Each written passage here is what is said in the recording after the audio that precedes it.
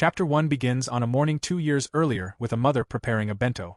Nagar Mari, aged 35, held a pair of chopsticks. Her heart beat rapidly, and her hands trembled slightly as she moved the chopsticks toward the food.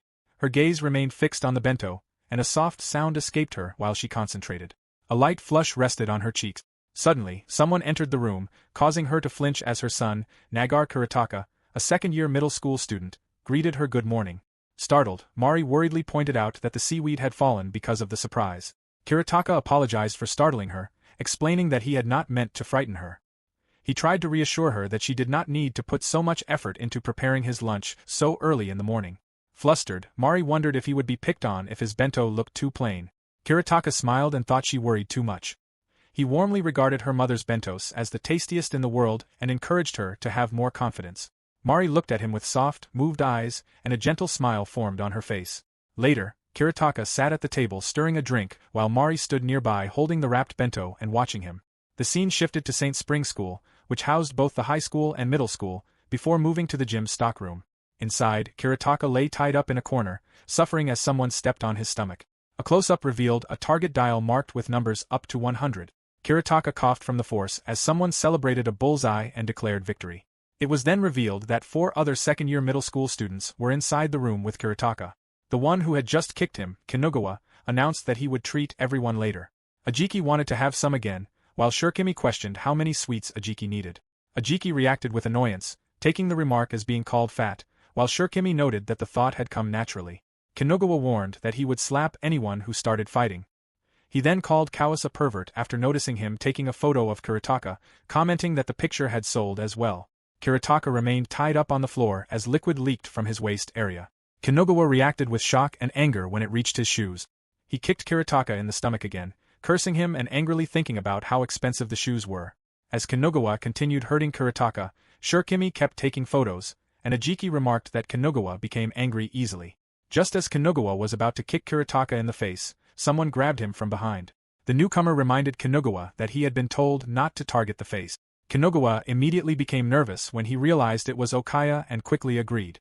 Okaya reminded him once more that he had indeed said so. Kinugawa apologized and admitted that he had lost his temper. Okaya acknowledged the apology before warning that if Kinugawa pulled a stunt like that again, they would no longer be friends. Kinugawa nervously accepted the warning. Okaya then looked at the others and Shurikimi closed the door. Turning his attention to Kuretaka, Okaya kicked aside the bento that Mari had prepared. He regarded character bentos as sticky and dirty. Kuretaka looked up with a pale, shocked expression. Okaya stepped on the bento, deciding that it was best to get rid of such things. He then held up the ruined bento, which already had cockroaches crawling over it, remarking that it had attracted them already. Kuretaka stared in horror as Okaya continued. Okaya wondered whether a cockroach laid 20 eggs before explaining that it laid eggs around 19 times throughout its lifespan, producing about 180 offspring per cockroach. He continued that those newborn cockroaches would repeat the cycle until a person's stomach became filled with roaches that would crawl out through every available opening. Holding the bento over Kuretaka, Okaya decided that Kuretaka could become the mother of those cockroaches. Bruised and restrained, Kuretaka lay helpless on the floor while Shurikimi recorded the scene with a phone. Okaya forced the contents of the bento toward Kuretaka. Kuretaka reacted in terror and cried out in protest, but Okaya firmly grabbed his head to keep him in place. Later, Kuretaka sat alone, coughing heavily. He picked up one piece of food from the scattered remains on the floor and cried as he ate it. Meanwhile, across the hallway, the bullies walked together while talking. Kawase remarked that Nagar Kuretaka was almost completely tamed. Shurikimi wanted to confirm whether Okaya intended to keep using him for the next 5 years and expressed satisfaction that the middle school and high school were integrated. She then noted that even if Okaya left Nagar alone, he would never become an enemy anyway, making her wonder why Okaya went so far to crush Kuretaka. Okaya responded only with a quiet sound as he recalled an earlier incident before they had bullied Kuretaka. The scene shifted to the bathroom, where a student named Yuda sat on top of a toilet bowl with a rope tied around his neck. Ajiki urged Yuda to show how alpha he was. Shurikimi explained that whoever guessed the closest number to the moment Yuda gave up would win all the sweet. Kinugawa stood behind Yuda holding the ends of the rope, threatening to kill him if he failed to last more than 10 seconds. Okaya stood nearby watching the scene and told Yuda not to make that expression because they were only playing. At Okaya's signal, Kinugawa pulled the rope, lifting Yuda into the air. Yuda gasped as he struggled to breathe. Crying out in pain and fear, he soon gasped that he gave up. Kinugawa reacted with surprise, asking whether Yuda understood how much effort had gone into preparing the game before yelling at him to try harder. Okaya merely smiled as he watched everything unfold. Suddenly, Kiritaka rushed forward, grabbed Yuda, and demanded that everyone stop. He pulled Yuda free, releasing him from the rope. Kinugawa yelled at Kiritaka to stay out of it. Shurikimi cursed and complained that the game had been ruined.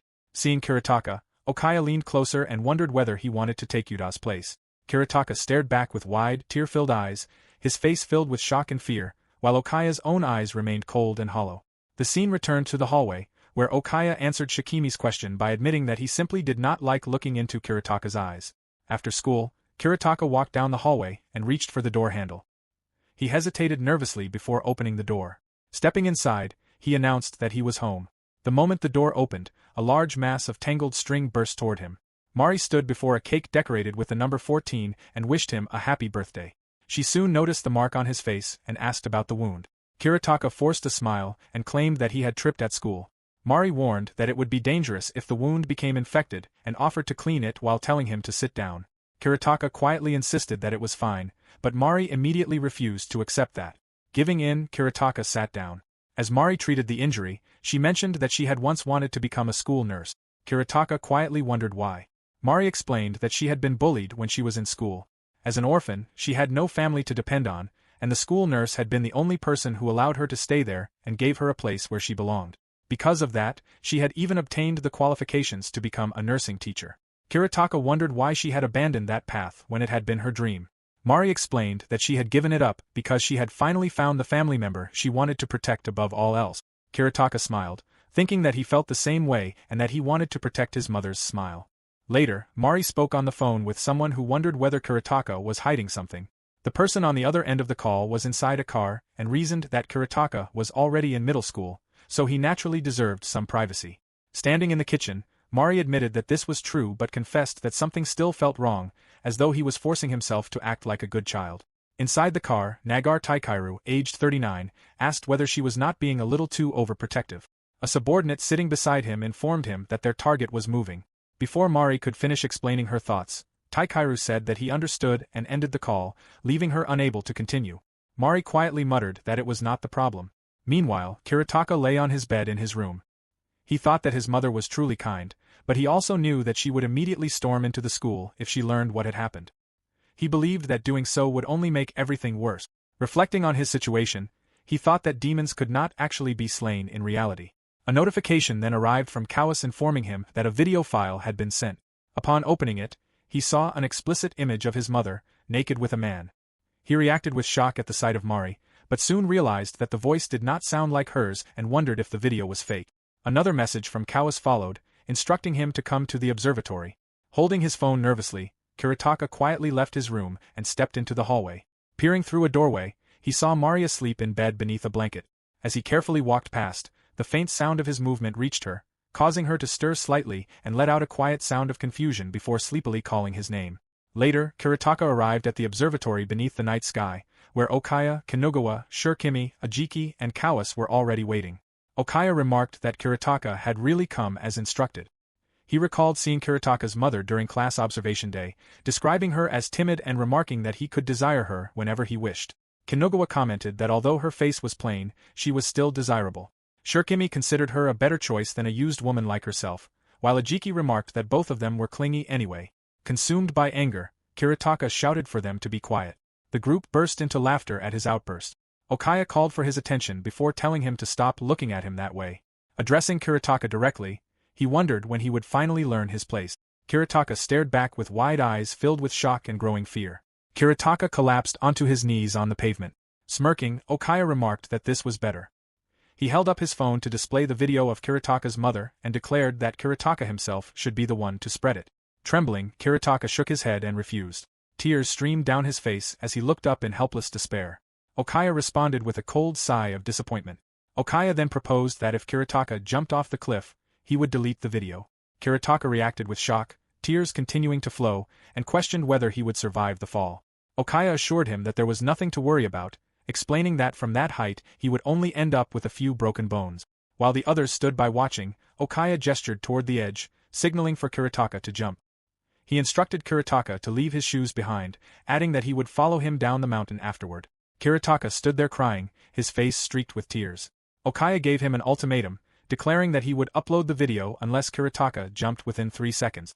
As the countdown began, Kiritaka moved to the edge and leaped off the cliff, leaving his shoes behind on the ground. Meanwhile, Mari followed Kiritaka's location and wondered what he was doing out in the mountains in the middle of winter. As she looked farther down the road, she spotted a figure lying on the ground. Her eyes widened in shock and terror as she recognized him. It was Kiritaka, gasping in pain. Mari screamed his name in panic, her face overcome with fear. Kiritaka faintly called out for his mother. Mari immediately ran toward him. Before she could reach him, a truck ran over Kiritaka. Mari screamed in horror and rushed toward him as fast as she could. She collapsed beside him, her eyes wide with shock and grief. Clutching his body tightly, she cried out for him to come back, her voice breaking in utter despair. Nearby, Kawase panicked, cursing as he realized that Kiritaka had truly died and wondering what they should do. Shurikimi shouted that she did not want to be arrested over someone like Kiritaka. Kinugawa urged Okaya to run away. However, Okaya remained motionless, staring over the edge as Kinugawa called to him in confusion. Below, Mari held Kiritaka's body tightly while weeping uncontrollably. Watching the scene, Okaya muttered in disappointment that he had let Kiritaka win and escape, while Mari continued crying in grief and despair. After Kiritaka's tragic death, Mari lay curled up on the bed, clutching his urn tightly against her chest. Taikeru called out to her from the doorway. Remaining silent at first, he eventually told her that a note and Kiritaka's shoes had been found at the observatory, leading others to conclude that it had been suicide. Mari immediately rejected that conclusion. Taikeru fell silent before apologizing for being unable to protect Kiritaka. Mari quietly cried into the bed, her body trembling with suppressed grief. Mari wondered why she had failed to realize the truth sooner. She questioned whether she had hurt him while trying to love him. She also wondered whether parents who failed to protect their child were just as guilty if that child could not find comfort with them, regardless of the reason for the child's death. The investigation report confirmed that the handwriting on the note found at the observatory belonged to Kiritaka. The truck's drive recorder clearly showed that he had been run over while attempting suicide. Police also examined the posts made from his social media account during the days leading up to his death. Those posts expressed deep despair, stating that he wanted to die, hated his father, felt suffocated at home, and begged to be released from his suffering. An officer informed Taikeru that many people on the internet were calling the incident a case of abuse. Later, Mari stood alone in the kitchen cutting fruit while lost in thought. Her hand slipped, cutting her finger and drawing a quiet sound of pain from her. Blood dripped onto the cutting board, but she did not react, her eyes remaining distant and empty. Mari raised the knife high, but a clatter from behind caught her attention. She turned toward the sound and found a pile of books that had fallen. Kneeling down, she gathered them and wondered whether one of them was Kiritaka's diary. Opening it, she read an entry dated June 5 stating that he had been beaten again. Her eyes widened in shock as she continued reading. An entry dated July 20 recorded that his swimwear had been stripped off before he was thrown into the pool. Another, dated November 3, stated that his pencil case had been buried in a flower pot. Mari stared at the words in disbelief as she realized for the first time what her son had endured. She then reached an entry dated December 3, in which Kiritaka wrote that he intended to report his bullies. A flashback showed him sitting at his desk, writing that he had saved all the evidence of the abuse onto a USB drive and planned to hide it inside a drawer. Mari found the drive and inserted it into her laptop. Her heart pounded as she opened the video files. The footage showed Kiritaka begging the others not to kill the rabbit because he had already written sorry 50 times. Kinugawa ordered him to write the phrase that he would kill himself 1,000 times. Watching in horror, Mari realized that the suicide note had been forced upon him. More footage showed the bullies tearing Kiritaka's clothes while mocking him. One recording showed Kinugawa pinning Kiritaka down as Shurikimi remarked that it looked painful. Another showed Kawase and Shurikimi filming Kiritaka, with Kawase doubting that anyone would want to watch such footage while Shurikimi remarked that it depended on the audience. Mari slammed her hand onto the laptop mouse, stopping the playback. Kiritaka had written in his diary that they were all demons. However, Kawase, Ajiki, Shurikimi, and Kinugawa were merely fanatics. He identified the ringleader as Okaya Nozomu. Regardless, Okaya was the only one left, and Kiritaka wrote that he had to gather the evidence. He expressed his hope that the bullying would end soon and wrote that he no longer wanted his mother to worry about him. Mari read those words with an expression filled with grief and realization. Kiritaka's final entry stated that he had to get his revenge. A memory surfaced of Kiritaka lying on the floor, forced to eat scraps while someone sneered that he was eating trash. Mari stared at the page, her expression hardening as she concluded that revenge alone was too merciful. She decided that those responsible deserved judgment. 2 years later, students began whispering about the new school nurse. They remarked that she was exceptionally beautiful and had apparently been living overseas until recently. One student admitted that he had initially assumed she would be off-putting because her appearance seemed designed to appeal to boys, yet he had unexpectedly found himself opening up to her about his relationship troubles. Another remarked that such a conversation would have been unimaginable with the previous nurse. Word spread that she even managed to encourage truant students who refused to meet their homeroom teachers to at least visit the nurse's office. Before long, students began calling her a godlike teacher, and she earned the nickname, the Мариа of the nurse office. Chapter 2 began in the school clinic, where a student wondered whether it was strange to still be a virgin while in high school. Мариа reacted with surprise, admitting that she did not understand what the student meant. The student explained that she felt she could only discuss such matters with Мариа. At that moment, another student entered the clinic, complaining that he felt unwell and slightly feverish. Мариа placed a hand on his forehead to check his temperature before thoughtfully noting that he did indeed feel warm. She suggested that he lie down on one of the beds. Meanwhile, the first student continued waiting for an answer. Мариа responded with visible discomfort and decided that the topic should not be discussed any further. Just then, another student appeared at the doorway. It was Okaya. Standing at the entrance, he asked if he could have a moment with Мариа, addressing her as Akaboshi.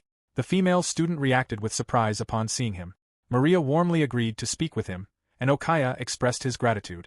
The female student wondered whether she should excuse herself, but Okaya assured her that there was no need because it was nothing important. Looking flustered, she accepted his response. Мариа then asked what had brought him there. Okaya explained that the student council had created a poster for anti-bullying week. Holding it up, he expressed his hope that one copy could be displayed inside the infirmary as well. Мариа listened quietly with a neutral expression before suggesting that it be placed on the entrance door where everyone could see it. Okaya thanked her and put the poster up.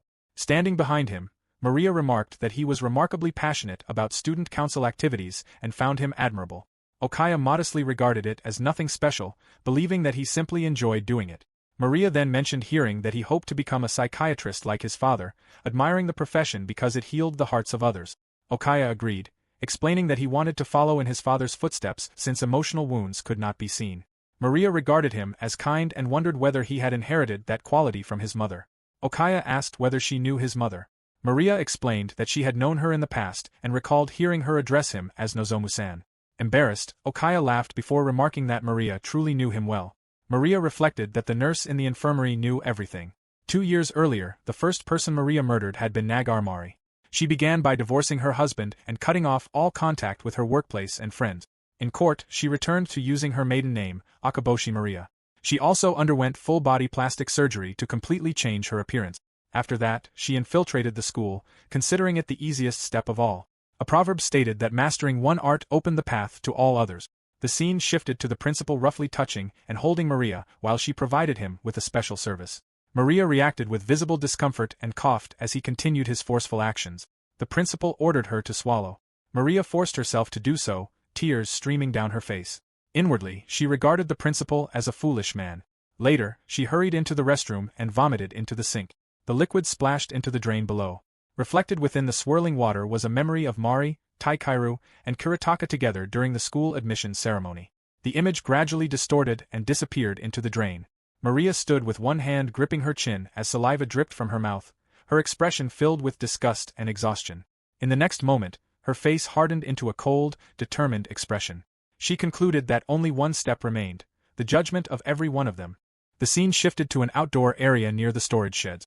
A female student named Yajima stood nervously before a man, apologizing because she could no longer work at her part-time job due to cram school. She explained that she could only pay 20,000 yen that month and hoped to be forgiven. Without warning, the man kicked her roughly and knocked her to the ground. The man was revealed to be Kawase, now a second-year high school student.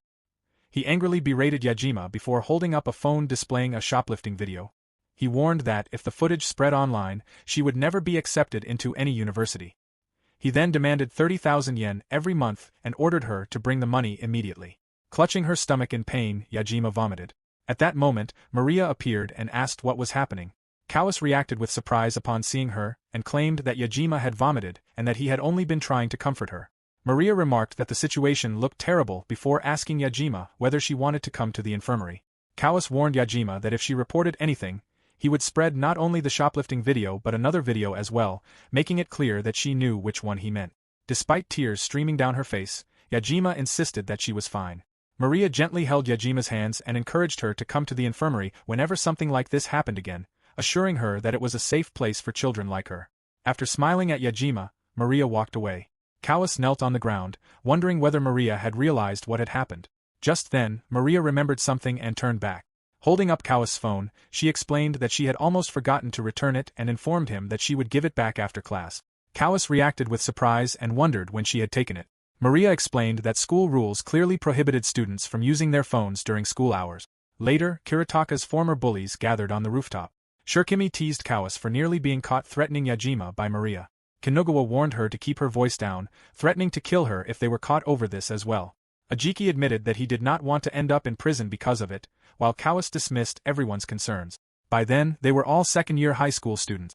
Kawase remarked that no one had ever discovered the truth behind Nagar Kiritaka's death 2 years earlier. Someone suddenly appeared behind them, causing the group to tense.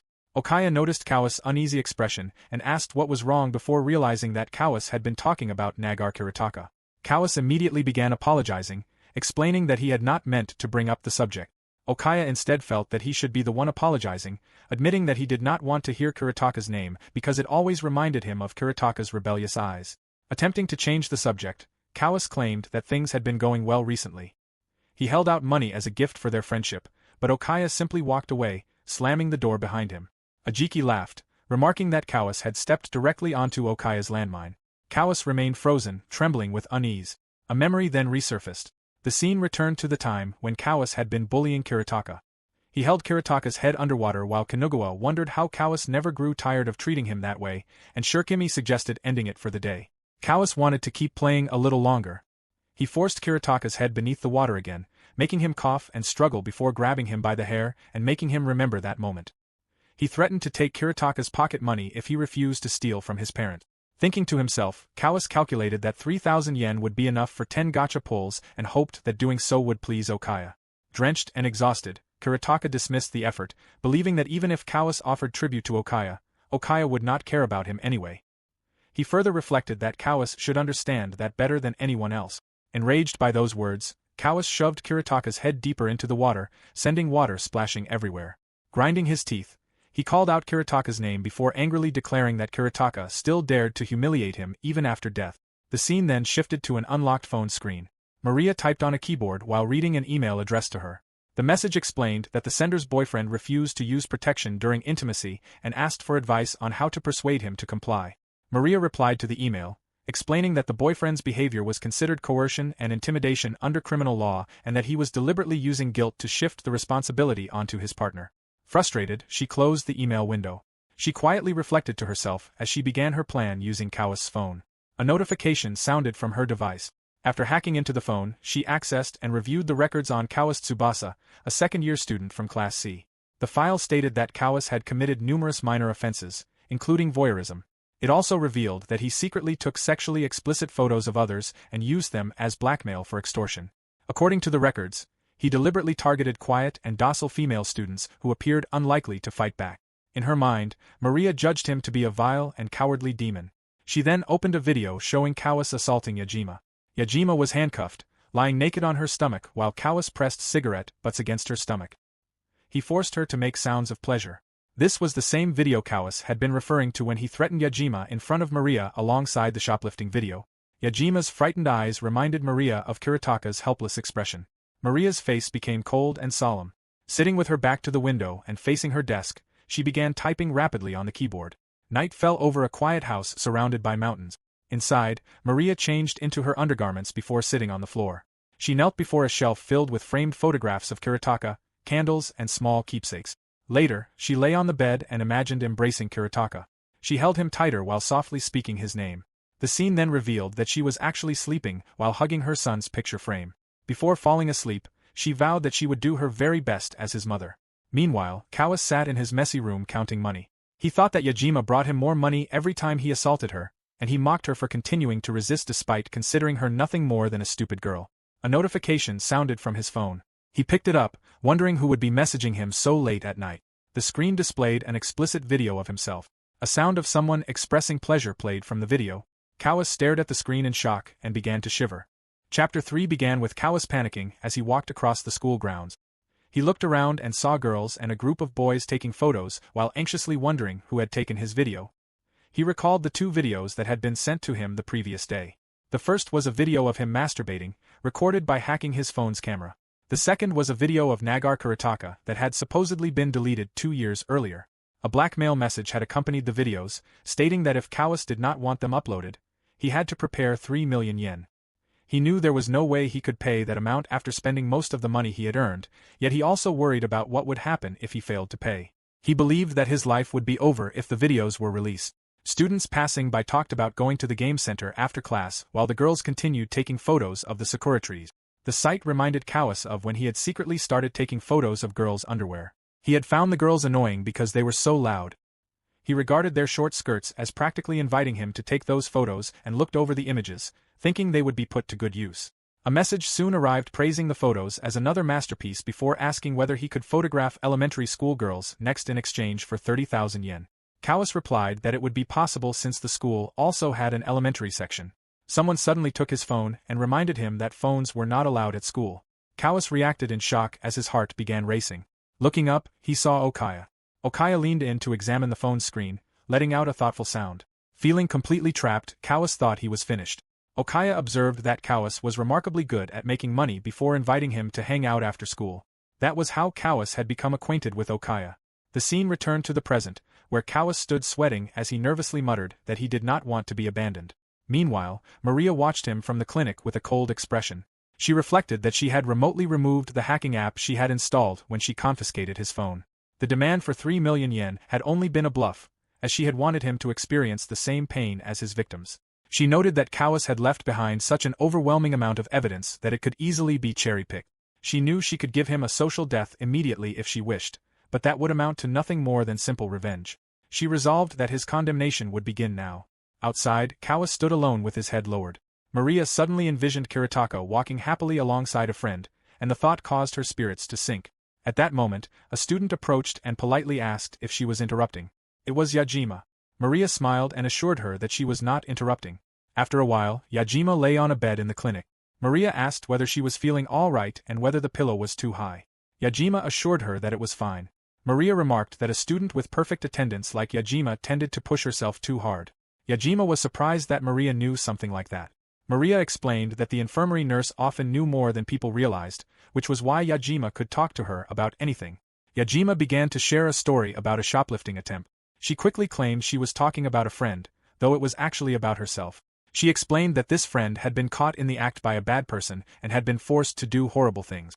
Her friend endured it because she believed she was merely reaping what she had sown. She then asked what her friend should do. Мариа believed there was no need for her to give in. She added that if it ever became too much, Yajima could always run to her. Мариа resolved to protect Yajima at all costs and asked her to pass that message on to her friend. Yajima agreed. Мариа adjusted the blanket before stepping back. In Maria's eyes, Yajima resembled Kuretaka, and she wore a solemn expression. The scene shifted to the school grounds, where Kawase stood looking anxious and frustrated. He cursed as he wondered who the culprit behind everything really was. Nearby, Yajima walked slowly along the wall with a downcast expression. Kawase noticed her, let out a hollow laugh, and loudly called her name. Feeling irritated, he expected Yajima to come and comfort him. Yajima recalled Maria's words that if it ever became too much, she could always run to her, and that Мариа would protect her at all costs. Startled, Yajima immediately turned and ran away. Kawase called after her in confusion. He wondered why she was acting differently today, noting that she usually only trembled and froze in place. He questioned why she had only started running away now. Yajima ran as fast as she could, breathing heavily. Kawase caught up to her, grabbed her roughly, and held a sharp object against her neck while demanding to know if she was the one behind the blackmail. The scene shifted to Kawase's home. Water splashed across the bathroom floor as Kawase grabbed Yajima and forced her head into the sink. He demanded to know why his videos were no longer on her phone, accusing her of being the only person who hated him enough to do something like this. Yajima struggled and insisted that she knew nothing. Kawase held her down and again demanded to know where the videos had gone. Crying out, Yajima repeated that she had told him over and over that she knew nothing. Kawase trembled as he questioned what was wrong with Yajima and threatened to spread the sex video along with the shoplifting video. Yajima responded that if he wanted to upload them, he could do so, because she would tell everyone what he had done to her in return. Kawase called her foolish and questioned whether she was trying to expose herself. He insisted that her future studies and employment would be ruined by those videos and wondered if she was not afraid. Yajima admitted that she was afraid, explaining that it was why she had endured everything until now. However, she declared that continuing to endure his demands was even more frightening before pleading for him to get out of her life. Callus forced her head deeper into the water and repeatedly screamed at her to shut up. As he continued shouting, he recalled Okaya telling him that if he returned to how he used to be, everything could go back to the way it was before. Clinging to those words, Callus repeatedly demanded that Yajima go back to the way she had been, wildly calling her name. Yajima struggled beneath the water as she tried to call for help. Suddenly, Callus was hurled backward into the door. Мариа stood there with a cold, unyielding expression, gripping him by the neck. She pressed a syringe against his neck as shock and fear spread across his face. Yajima collapsed onto the floor, coughing violently as water spilled from her mouth. She remained on her knees, gasping for breath. When she looked back, no one was there anymore. Shortly afterward, Callus regained consciousness and wondered whether everything had only been a dream. He tried to convince himself that Yajima would never defy him and that Мариа would never wear such a terrifying expression. His thoughts were interrupted when a knife was suddenly thrown toward him, causing him to scream in fear. Looking up, he discovered that his wrists were secured in heavy restraints, chained firmly to the wall. He shouted in shock and confusion as he struggled uselessly against the bonds. From inside the room, he noticed someone standing outside. Мариа appeared before him from beyond the room and welcomed him to the penitentiary. She identified him as Callus Tsubaki of second-year Class C. Callus looked at her in confusion, recognizing her as his teacher. At that moment, a massive volume of water crashed down over him, leaving him stunned. He shouted in anger and disbelief as Мариа coldly declared that it was time to begin. Thus, the condemnation began. Chapter 4 began with Callus confined inside a room while Мариа watched him from a window. Callus questioned why Мариа was doing this to him. He believed someone must have asked her to do it and wondered if it was some kind of prank. He reasoned that although she was kind to everyone, she should never have agreed to something like this. Мариа remained silent, and Callus realized that was not the case. He understood that she was completely serious. Мариа declared that this was his punishment. She stated that he had stolen something precious from other people, and in return she would steal his oxygen. Callus struggled against the chains restraining him, but Мариа told him it was pointless. He insisted that everything was a misunderstanding. He claimed Yajima must have told her he had been bullying her, but maintained that they had only been fooling around. He admitted he might have gone a little too far but argued that Yajima had not resisted much. He further claimed that if she had truly hated it, she would have made a much bigger issue out of it. His words reminded Мариа of Kiritaka's diary, in which he had written that he no longer wanted to make his mother worry. Callus continued insisting that Yajima's lack of resistance proved it had never been a serious matter. Мариа sharply kicked the window and silenced him. Ignoring all of his excuses, she declared that this place was a penitentiary. She explained that there was still a path to redemption. If he entered the number representing the greatest crime he had ever committed, he would be set free and could escape through the ceiling. However, if he was too foolish to accomplish even that, he would have to offer his blood as penance for his sins. Callus realized that she expected him to cut his own wrist. He grew furious at the choices before him. In his mind, he understood that Мариа had never intended to give him a real choice. He wondered what his greatest sin was. He questioned whether it was blackmail. Growing increasingly confused and frustrated, he struggled to understand what she meant by the number representing that crime. He began entering different combinations, starting with 0001 and then 0002. After a moment, he stopped and shouted that there was no time for this. He then noticed the water had already risen to his hips and panicked, realizing there was no time left to keep guessing. Callus cried out to Мариа, begging for forgiveness. He claimed he was truly sorry for what he had done and pleaded with her to save him. Мариа remained where she stood, watching him without moving. Callus broke down in tears, calling the situation too cruel and insisting it was unreasonable. Memories flashed through his mind as he begged for someone to help him. He wished he could have spent more time with everyone else. Then Nagar Kiritaka came to mind. As the water continued pouring into the room, Callus whispered Nagare's name. Looking toward Мариа, he noticed the slightest change in her expression. His eyes fell upon the 4-digit lock and he froze in shock. He realized the code had to be the date of Nagar Kiritaka's death anniversary. Мариа continued staring at him with a cold, unblinking expression. Callus muttered that he did not know how Мариа knew about Nagar, but he no longer cared.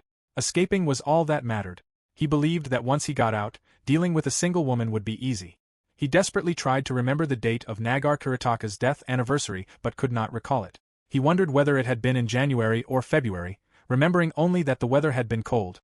Panicking, he cried out Nagare's name before cursing and shouting that Nagar should have died on some kind of holiday instead. The water continued rising, forcing him to cough violently as it entered his mouth and nose.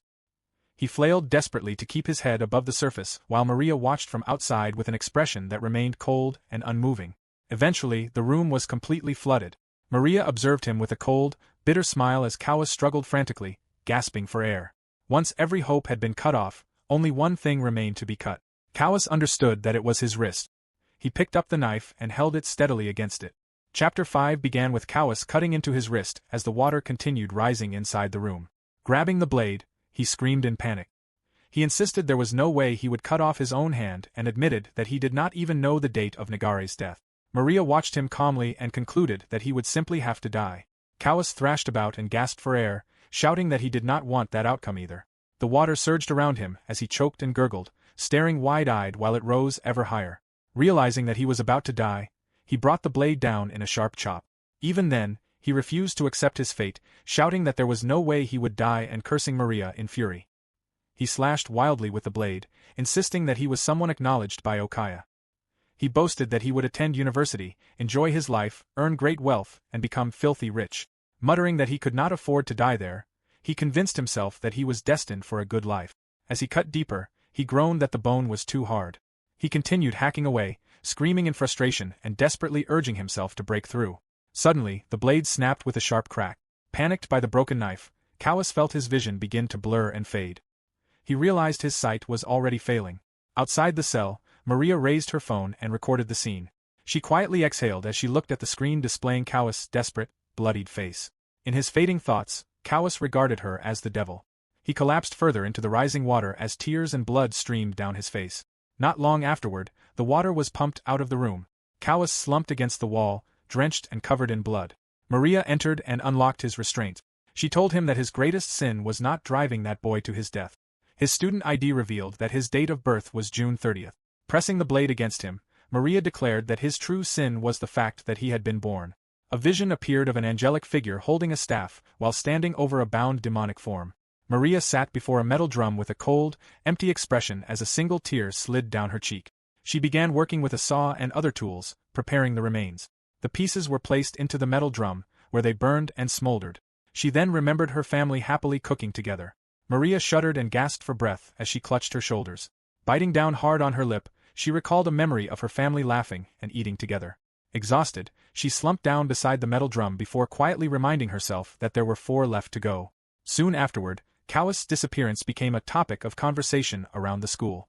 Students noted that he had not attended school for more than 2 weeks and wondered where he had gone. Others mentioned that the police had apparently become involved. Another student passed by while wondering whether there were any articles about it online. Meanwhile, Okaya looked at his phone, where multiple unanswered calls to Kawis were displayed. Moments later, someone approached him and asked whether he was all right. The man introduced himself as Nagar Taikairu, a detective from the Public Safety Department, and presented his badge. He explained that he wanted to speak with Okaya regarding Kawis' disappearance. Okaya then looked directly at him. Chapter 6 began with Taikairu and Okaya standing face to face on a wooden walkway lined with railings. Taikairu wore a long white coat while Okaya carried a briefcase. Taikairu explained that the school had also reported nothing unusual regarding Kawis. Okaya replied that this was precisely why no one understood why Kawis had suddenly disappeared.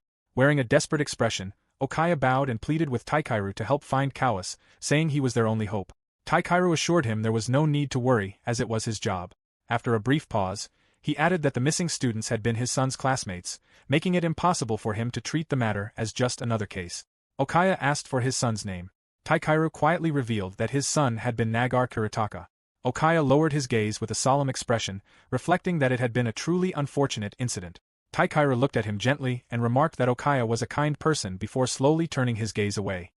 He admitted that he was happy Okaya still remembered his son, explaining that after divorcing his wife, he had never again found an opportunity to speak about him. Okaya's attention then shifted to the ring on Taikairu's hand. Meanwhile, Kinugawa, Ajikii, and Shurikimi sat together at a table inside a restaurant. Shurikimi rested her head on the table, complaining that Okaya was not coming. Ajikii picked up a serving of fries, grumbled that they contained far too much salt, and wondered whether they were trying to kill him. A nearby server repeatedly apologized and immediately went to bring a replacement. Kinugawa looked at Shurikimi and Ajikii before asking what was wrong with them, reminding them that Kawis had gone missing. Shurikimi dismissed the matter, indicating that she did not care about creepy ways. She told Kinugawa to forget about it and instead asked what would make a good birthday present for Okaya. With a serious expression, Kinogawa reminded them that Kawase was their friend. Shurikimi looked at him in annoyance, telling him there was no need to get so angry and finding him irritating. A message then arrived for Shurikimi. She stood up and walked away after saying goodbye. Kinogawa called after her and asked where she was going. Shurikimi turned back toward him and answered that she was going fishing. The scene shifted to the exterior of a hotel building. Inside one of the rooms, Shurikimi sat beside a man on a large bed. The man remarked that it was the first time he had been matched with such a kind and pretty girl. He admitted that when he had first been paired with Kumi, he had assumed she was just another troublesome girl. Shurikimi smiled and playfully considered the remark mean, insisting that she was actually a very good girl. The man observed that she never ordered the most expensive dishes during meals and did not spend their conversations looking at her smartphone. Shurikimi reacted with surprise, wondering whether women like that truly existed. She commented that he should have simply walked away from people like them. Looking at her gently, the man concluded that Kumi was genuinely kind. Shurikimi softly remarked that she could tell he had endured many terrible relationships, but believed those days were now over. The man began to sob quietly. A doorbell suddenly rang from outside the room. Shurikimi noted that room service had arrived. Confused, the man wondered whether she had ordered anything. The door immediately burst open, and a man with distinctive hair and piercings rushed inside. Laughing loudly, he mocked the man's startled reaction, comparing him to a fish flopping out of water and calling him a funny old man. The man froze in fear and shock, stammering as he demanded to know who they were. The newcomer seized him by the collar and accused him of intending to have sex with a high school student. The man protested in confusion, insisting that Kumi was 22 years old. Standing to the side, Shurikimi simply apologized before admitting that the man had looked so easy to deceive that she had baited him. She added that after spending time with a pretty girl like her, paying 1 trillion yen should not be too much to ask. The man stared ahead with wide, terrified eyes, repeatedly crying out in pain and begging them to stop.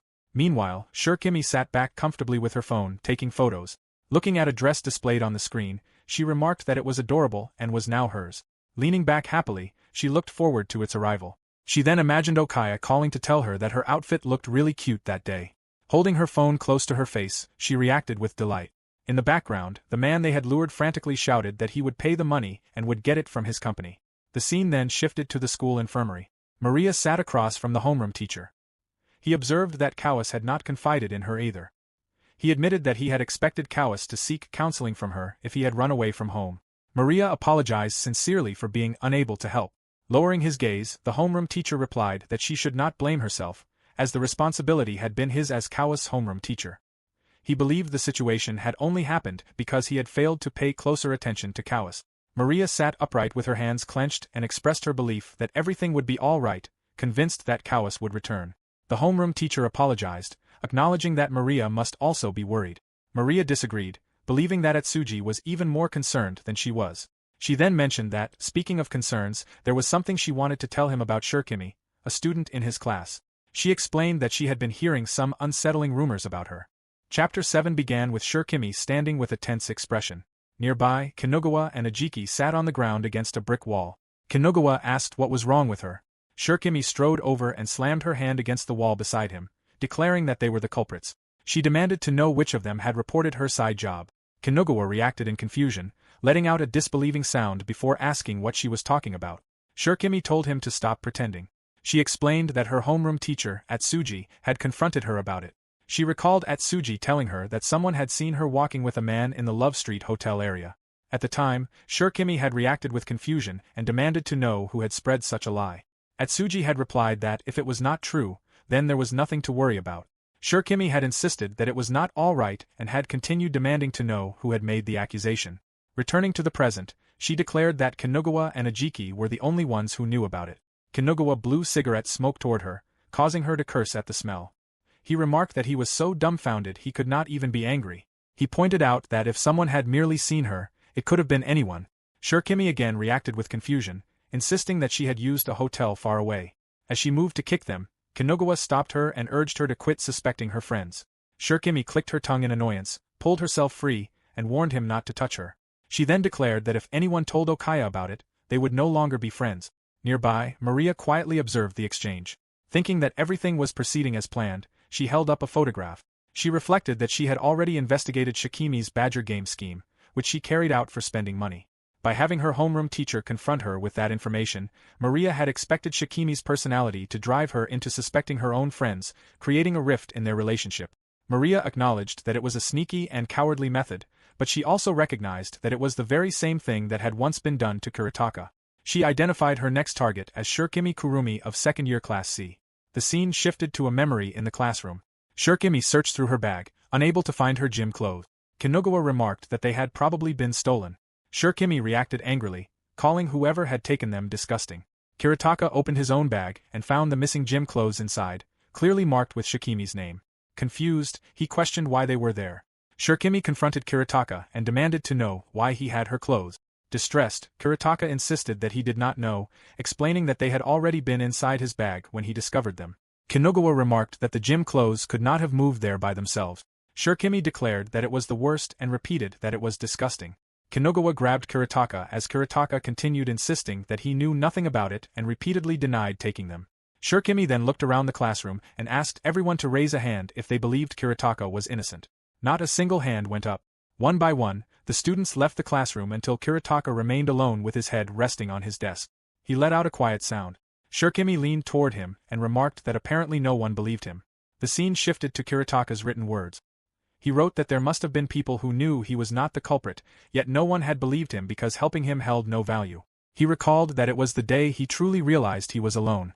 Мариа sat alone in a dimly lit room reading a book as those words echoed through her mind. Later, she sat on her bed with her back turned and quietly told Kuretaka not to worry. She opened a set of sliding doors, revealing a wall covered with notes and photographs connected by strings. Reflecting on the loneliness Kuretaka had endured, Мариа resolved to make Shurikimi walk the same path. Chapter 8 began with Okaya standing with his back to the others, his hands resting on a railing as he apologized for gathering everyone so suddenly. Shurikimi assured him that it was fine and that he could call her anytime, while Kinogawa asked what was wrong. Okaya turned to face them and explained that it had been 3 weeks since Kawase had gone missing. He added that the police still had no leads on the case before asking if the same was true for the rest of them. Kinogawa stated that Kawase had no friends besides them and that nobody even knew when they had last seen him. Ajiki agreed, while Shurikimi suggested that Kawase had probably gone on a trip and that Okaya should not worry. Kinogawa clicked his tongue, insisting that Kawase would have said something beforehand if he had gone on a trip. Confused, Shurikimi suggested that Kawase might have had an accident in the mountains or somewhere similar. Kinogawa sighed in disbelief, and Ajiki pointed out that Kawase had never been interested in outdoor activities in the first place. Shurikimi asked if Ajiki was taking Kinogawa's side as well, but Ajiki explained that he was simply stating the truth. He added that Shurikimi had been acting far too hysterically lately. In response, Shurikimi angrily struck the railing and cursed at them, causing both Kinogawa and Ajiki to flinch at the sudden outburst. Standing with his hands still resting on the railing, Okaya remarked that Kawase might have been killed. Ajiki continued eating calmly, Kinogawa maintained a stern expression, and Shurikimi reacted in shock. Okaya then smiled gently and clarified that it was only a possibility, adding that perhaps Shurikimi was right and Kawase had developed an interest in outdoor activities. Shurikimi agreed, deciding that it had to be the case, and admitted that the thought had frightened her. Okaya replied that there was no harm in being cautious, adding that a lunatic with some unjustified resentment might be targeting them. The group gathered around him as he urged everyone to be careful. Later, Shurikimi sat in the classroom, thinking that Okaya was exactly as expected and completely different from those who dismissed every alternative possibility. She opened her bag and noticed that her gym clothes were missing. Turning to Kinogawa, she asked whether he had seen them. Kinogawa irritably told her to stop being so noisy and hurry out because the others could not begin changing while she was still there. Shurikimi slammed Kinogawa's bag onto the floor and demanded that he find her gym clothes instead. Kinogawa glared at her angrily, cursed, and demanded to know what she was doing. He threw his bag aside and Shikimi's shirt fell out of it. Shurikimi reacted with disgust, while Kinogawa sighed and dismissed it as an obvious attempt to frame him. Shurikimi accused him of stealing it, but Kinogawa brushed the accusation aside and told her to stop pulling such stupid stunts. Shurikimi angrily denied his claim, raising her voice as she questioned why he was acting as though she had framed him when he was the one who had stolen her clothes. Kinogawa insisted that he had not stolen them. Shurikimi demanded to know why her gym clothes had been inside his bag if he was innocent. Kinogawa argued that she had put them there herself. Shocked, Shurikimi denied it and questioned why she would ever place her clothes inside his smelly bag, adding that she had nothing to gain from doing so. Gritting his teeth, Kinogawa threw a chair aside and grabbed Shurikimi by her clothes. He angrily declared that this was the same thing that had happened to Nagar. Shurikimi stared at him with wide eyes and fell silent. The classroom was left in disarray with overturned desks scattered across the floor, while the other students watched from a distance and some quietly turned away to leave. Shurikimi remained frozen in place before looking at Kinogawa with wide eyes as she struggled to understand what he meant. Stammering, she suddenly pointed at him and claimed that he had been acting strangely earlier. She accused him of arriving late to chemistry class and suggested that he had stolen her gym clothes during that time. Kanogawa explained that he had only gone to the toilet. Shurikimi reacted with sudden realization and challenged anyone who could confirm his whereabouts to raise a hand. At that moment, Мариа entered the classroom with her hand already raised and confirmed that Kanogawa had not stolen the gym clothes, adding that he had been with her the entire time. Shurikimi was left in shock as she wondered what had happened. Chapter 9 continued with Shurikimi standing in shock as Мариа confirmed that Kanogawa had not stolen the gym clothes and had been with her the entire time. Unable to understand, Shurikimi asked what Мариа meant by saying that Kanogawa had been with her the whole time. The scene shifted to 1 hour earlier. Kanogawa walked through the hallway alongside his classmates as one of them complained that changing classrooms was such a hassle and that the teachers should come to them instead. Мариа suddenly approached Kanogawa and asked if he could spare her some time. Kanogawa replied that he had class, but Мариа stopped him, leaving him confused. She explained that she had seen him smoking outside the building from the infirmary the previous day. Мариа told him that being a little late to class would not matter and that he was free to speak with her. The two then walked together down the hallway. Back in the classroom, Kanogawa explained to Shurikimi that he had been having a consultation with Мариа, making it impossible for him to have stolen the gym clothes. Shurikimi argued that he could have done it after their meeting. Kanogawa countered that they had remained together until he entered the cooking classroom, leaving no opportunity for him to take them. He added that Shurikimi should let the matter rest for now because digging up what had happened with Kuretaka would only create trouble for both of them. Shurikimi insisted to herself that she was the one who had been wronged. Determined to find the real culprit, she suddenly froze upon noticing another classmate. She pointed at him and accused him of being the thief. The boy looked confused as Shurikimi labeled him an otaku loner who carried strange anime merchandise and claimed he looked like the type who would sniff her gym clothes. Another classmate intervened, saying that Shurikimi had gone too far. Shurikimi immediately accused her of protecting the culprit and warned that if they failed to find the thief immediately, someone else could become the next victim. She demanded to know whether the girl wanted that to happen again before turning around and accusing her of being the culprit instead. A quiet voice suggested that Shurikimi was probably the one causing the disturbance. Shurikimi cursed and demanded to know who had said it before shouting at everyone, swearing that anyone too afraid to speak should remain silent. Murmurs spread throughout the classroom as the students began accusing Shurikimi of being the culprit. Someone remarked that it was the same as what had happened to Kuretaka, while another muttered that nobody would even want Shurikimi's gym clothes. Hearing the comment, Shurikimi looked confused and questioned what they meant. Shock and anger filled her as the students avoided her gaze and continued whispering among themselves. Мариа stepped forward and told everyone to stop. She explained that there was no evidence identifying any particular person as the thief and no proof that Shurikimi had placed the gym clothes inside Kanogawa's bag. She urged everyone to stop suspecting one another.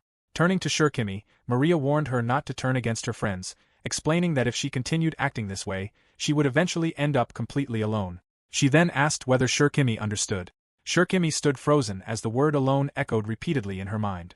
Мариа stated that she would file a report regarding the incident and asked Shurikimi to let the matter go for the day. Without warning, Shurikimi shoved Мариа away. The classroom immediately fell silent as everyone stared in shock. Looking around in disbelief, Shurikimi called for someone to say something. She shouted at everyone to stop looking at her with those creepy eyes before turning and running out of the classroom. Мариа announced that she would go after Shurikimi and instructed the rest of the class to prepare for gym, and one of the students agreed. As Shurikimi ran down the hallway, the word alone echoed repeatedly in her mind. She questioned what someone like her really was before stumbling as memories came flooding back, recalling boys flirting with her in the past. Clenching her fists tightly, she insisted to herself that she was not a loner. Мариа called after her, urging her to wait, but Shurikimi shouted back for her to shut up and blamed her before continuing on. Watching her leave, Мариа regarded Shurikimi as a pitiful child. She observed that Shurikimi was still immature enough to become so agitated over something like that. Мариа then recalled pulling Kanogawa aside earlier to make him late for class before taking Shurikimi's gym clothes from her bag and placing them inside Kanogawa's bag instead. That alone had been enough to bring about the entire incident, and it had worked even better than expected, to the point that Мариа herself had begun to feel skeptical. The scene shifted to the inside of a moving car at night. A man sitting beside Shurikimi noticed her irritation and asked if she was upset again. Shurikimi remained silent and looked away. The man reminded her of what he had said before, claiming that the teacher was simply jealous of her youth and beauty. Shurikimi quietly accepted that it was probably true. The man then mentioned another client he wanted her to handle. Shurikimi admitted that she was not in the mood. Leaning closer, the man explained that he could not ask anyone else and that only a cute high school student like her could help with the job. As Maria's words calling her pitiful repeated over and over in her mind, Shurikimi finally agreed to do it. Delighted, the man told her that he loved her. In return, Shurikimi made a request, asking him to punish Мариа for her. Chapter 10 began with a gathering where a man stood before everyone and thanked them for their hard work during the spring.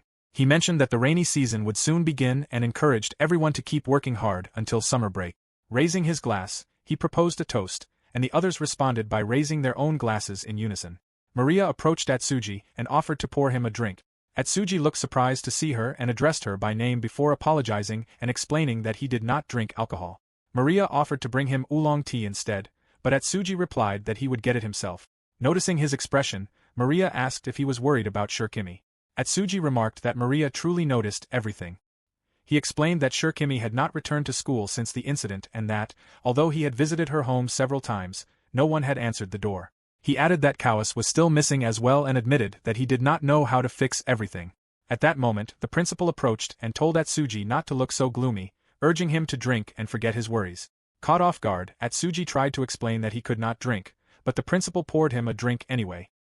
He remarked that the school's academic standing was approaching that of Tokyo's top preparatory schools and said that strange rumors spreading around would be a serious problem. He then sought Atsuji's acknowledgement. Мариа noticed lint on the principal's back and offered to brush it off, asking him to turn around. After he did so, Мариа quietly handed Atsuji a glass, which he realized contained only water. The principal noticed and commented that Atsuji seemed to be drinking well. While addressing the gathering, he placed a hand on Maria's rear as he praised the school's outstanding teachers. He went on to say that the day the school became renowned and spread its name throughout the country must come. Мариа maintained her composure despite her quiet fury. Looking around, she saw everyone smiling and enjoying themselves as though Kiritaka's incident had never happened. Some time later, someone asked Мариа if she would stay for the second round of the gathering, but she politely declined and asked to be invited again another time. Atsuji called out to her, and she turned back. He bowed deeply in gratitude, thanking her sincerely. Мариа returned the bow before leaving beneath an umbrella. As she walked away, she gripped her hands tightly and told herself that he should not be thanking her because she was not the person he believed her to be. She continued alone along the rain-soaked street, her soft footsteps echoing through the night. As Мариа walked through the rainy night, a sudden loud noise caused her to stop. A group of men blocked her path, and one of them asked if she was Мариа. The man carrying a bat remarked that he had heard she was an old hag but that she looked much prettier than in her photographs. Мариа asked who they were. The man responded with crude remarks about her figure and questioned whether she was faking the size of her chest. Мариа calmly turned to leave, but a large, muscular man stepped into her path. The man with the bat stated that he knew she had the following day off and suggested they spend the time together. A quiet laugh came from someone standing behind her. Remaining composed, Мариа suddenly drew a stun gun and fired it, knocking the man behind her to the ground. The man with the bat sighed, remarking that because he had been polite, she now seemed to think too highly of herself. He then ordered the others to catch her. Мариа immediately began running as two men chased after her. One spotted her entering an alley, while another warned against going in alone. The first dismissed the warning and blamed him for being too slow. Moments later, the man suddenly stopped as Мариа watched from above, while the men laughed and mocked her desperation. She swiftly incapacitated another of them. One man assumed she had escaped, but as another tried to wake his unconscious companion, Мариа pressed the stun gun against his neck, knocking him out as well. She stepped back calmly and moved quickly through the narrow passage with the stun gun at the ready. Without warning, a large figure lunged out of the darkness.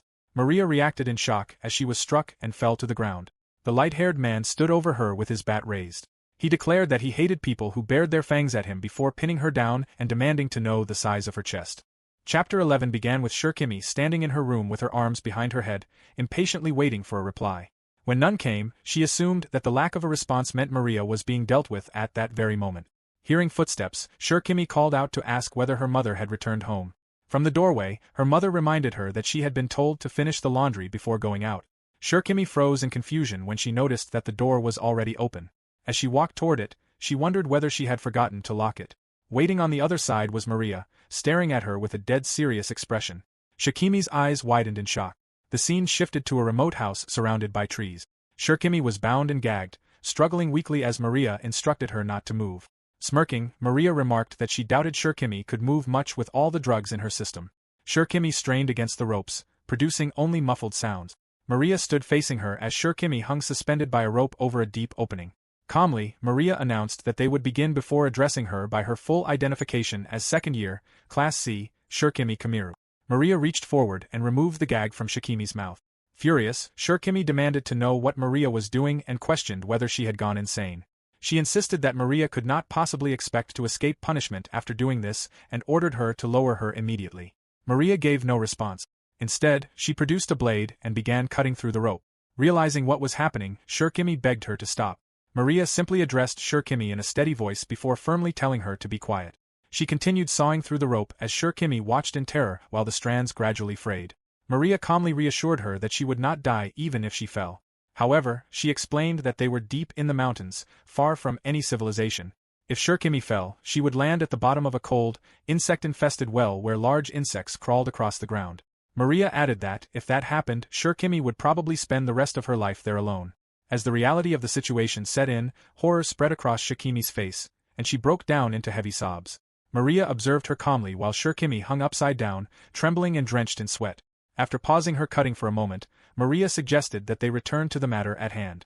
Still crying uncontrollably from fear and confusion, Shikimi thought to herself that there was something deeply wrong with this woman and wondered what she intended to do. Мариа then brought up the men Shikimi had sent after her, remarking that dealing with them had been surprisingly easy. Recounting the encounter, Мариа told the man that they would catch a cold if they remained outside. Before he could finish speaking, Мариа grabbed his head and forcefully kissed him. The man reacted with shock and confusion as Мариа pressed him backward until his knees struck the ground, causing him to drop his bat. Мариа mentioned a nearby love hotel that had gone out of business and suggested they go there to take their time, adding that she believed he also had something he wanted to tell her. Мариа explained to Shikimi that, after that, the man had told her about the little prank Shikimi had planned for her. Shikimi reacted with shock and anger. Мариа dismissed the man as a low-value person and remarked that birds of a feather flock together.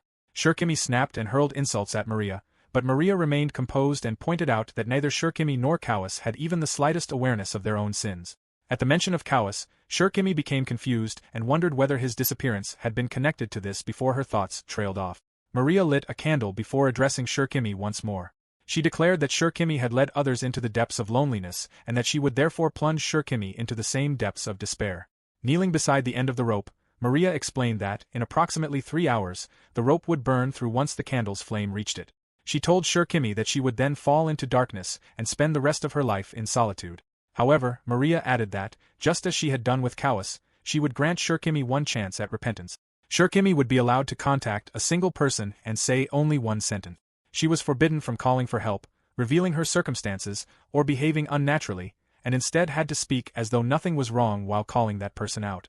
Shikimi questioned whether that was truly all Мариа wanted from her and wondered whether such conditions gave her too much of an advantage. Мариа merely grinned, leaving the answer uncertain. At that moment, Shikimi noticed that the SIM card had been removed from her phone. She realized that without it she could not contact anyone. Мариа apologized, explaining that she had removed it while transporting her. As Shikimi tried to figure out what Мариа was planning, Мариа quietly produced a box filled with cutter knife. She explained that the SIM card had become mixed in among the blades and asked Shikimi if she could retrieve it for her. Shikimi responded with anger and insulted Мариа. Chapter 12 continued with Shikimi staring at the box of clattering cutter knife. Мариа asked whether Shikimi was not going to retrieve the SIM card. She reminded her that if she did not contact one of her friends soon, the rope would begin to burn and she would fall.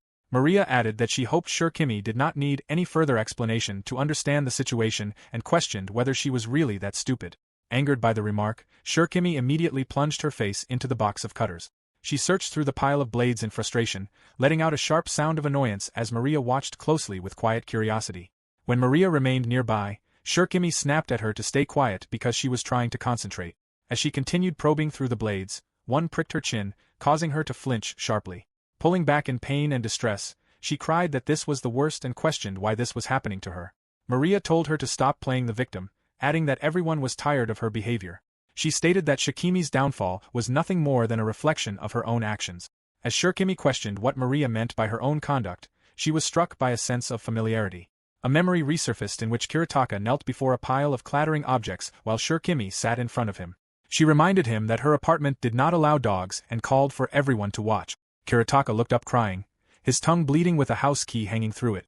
Shikimi referred to him as Pachataka, remarking that he had actually managed to retrieve the house keys. She boasted that she had only trained him twice and wondered if she had a talent for raising pet. Kinugawa mocked her by calling her a genius, prompting Shikimi to react to his attitude. Returning to the present, Shikimi asked Мариа whether she knew what had happened to Nagar. She pointed out that Мариа had only transferred to their school during the winter and questioned who she really was. Мариа remained silent, simply staring at her. As Shirokimi looked at Мариа more closely, she noticed the resemblance to Kiritaka. Shocked, she realized that Мариа was Nagare's mother. Мариа stated that even Kawase had failed to notice her true identity. Overwhelmed by fear and understanding, Shirokimi silently cursed to herself as she realized that everything had been an act of revenge. With that realization came the understanding of who had been targeting them all along. She then imagined Мариа holding a chain around Okaya's neck, leaving her in shock and denial. Desperate, she concluded that she had to warn Okaya immediately. Determined, Shirokimi lowered her mouth into the pile of cutters. She clicked her tongue in frustration, hesitated briefly, and then forced herself forward. Agonized screams escaped her as her mouth and tongue pushed through the sharp blades, which clattered loudly against one another.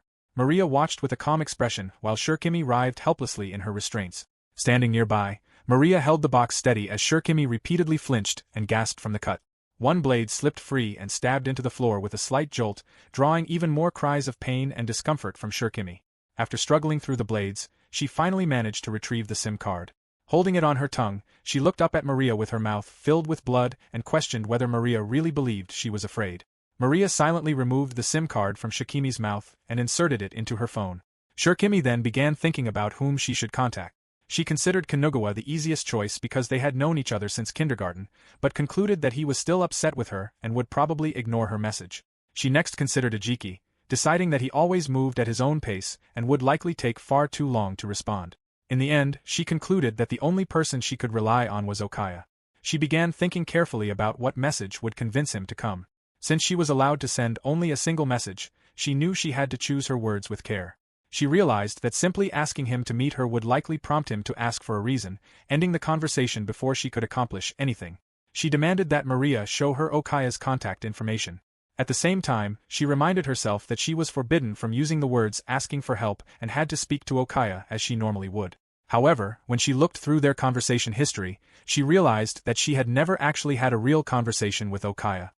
Chapter 13 continued with Shirokimi realizing that she had never actually had a real conversation with Okaya. Мариа stood before her, holding the phone out. As Shirokimi looked at it, she thought of Okaya and wondered whether he had never truly cared about her. She reasoned that if he had hated her, he would never have treated her kindly. He occasionally spent time with her, and she believed that if she managed to send the right message, he would notice. She also thought that, considering what had happened to Kawase, he might realize these incidents were acts of revenge connected to Nagare. Once he reached that conclusion, she believed he would avoid calling the police and instead persuade Kanugawa and the others. After that, everyone would surely come to save her. Even so, she questioned whether any of it was really true when he always left her messages unread. Мариа began typing on the phone, suggesting that Shirokimi simply ask whether Okaya liked her and tell him that, if he did, he should come immediately. Shirokimi gave no response and remained looking down. Meanwhile, at the entrance of Shinto Cram School, Okaya stood holding his phone after receiving a notification. Checking it, he found a message from his mother, Okaya Shizuka, asking whether he would be eating dinner out before returning home. He looked at the message for a moment before replying that he would have dinner before heading home. The scene returned to Мариа and Shirokimi. Мариа asked why Shirokimi had decided not to choose Okaya, remarking that Shirokimi would rather die than accept the possibility that Okaya did not like her. Shirokimi responded by insulting Мариа before warning her to keep acting arrogant while she still could. She claimed that the man who had assaulted Мариа was foolish but would never refuse money. It was then revealed that Shirokimi had chosen to send her message to the man who had assaulted Мариа. She wrote that she was honey-trapping a wealthy older man during a drive date and demanded that he come immediately.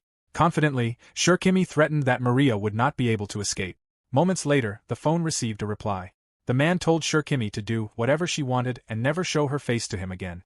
Shirokimi reacted in shock, unable to understand what had happened. Мариа explained that she had forgotten to mention there was more to the story after she had dealt with the man Shirokimi sent after her. The scene shifted back to Hotel Love, where Iijima, the man who had assaulted Мариа and who was acquainted with Shirokimi, sat bound before Мариа. Мариа asked him whether it had felt good. Iijima questioned how she even knew his name. Мариа explained that she had learned about him through Shirokimi's private social media account, pointing to a post in which Shirokimi complained that she had earned so little from her part-time work and remarked that Iijima was stingy. Iijima was shocked to see it. Мариа commented that it was frightening how children posted everything online nowadays. The scene returned once more to Мариа and Shirokimi. Мариа admitted that the account had actually been a fake she had created to impersonate Shirokimi, though Iijima appeared to have believed it completely. She honestly admitted that she had originally intended to approach Ijima in another way, but thanks to Shirokimi, her plans had progressed much more smoothly. Shirokimi accused Мариа of cheating and questioned why she would go so far. Мариа replied that she had done it because she knew Shirokimi was a selfish liar. She explained that, rather than valuing friends, Shirokimi trusted only relationships built on personal gain. Because Shirokimi constantly manipulated others through lies, she trusted no one, and in return, no one trusted her. Мариа asked whether Shirokimi finally understood. She declared that Shirokimi herself was the one who had turned herself into a loner. Shocked, Shirokimi felt tears fill her eyes. She cried out, telling Мариа to go and die. Mumbling to herself, she insisted that Мариа had no chance of killing Okaya and claimed that Мариа would soon be sent to where Nagar was. She added that both mother and son would end up ruined. Мариа coldly thanked Shirokimi for being the devil she had become. At that moment, the rope holding Shirokimi began to burn and fray before finally snapping. Shirokimi fell headfirst into the darkness below. She crashed into the liquid beneath with a loud splash before landing hard on the wet ground, gasping in pain. Realizing that what she had fallen into was honey, she struggled to move. Looking down from above, Мариа observed that Shirokimi was still conscious and guessed that she had landed badly. She added that, had Shirokimi lost consciousness, she would not have felt anything while being tended to. Shirokimi suddenly trembled violently as centipedes began crawling over her body. She screamed in terror as the creatures spread across her face and skin.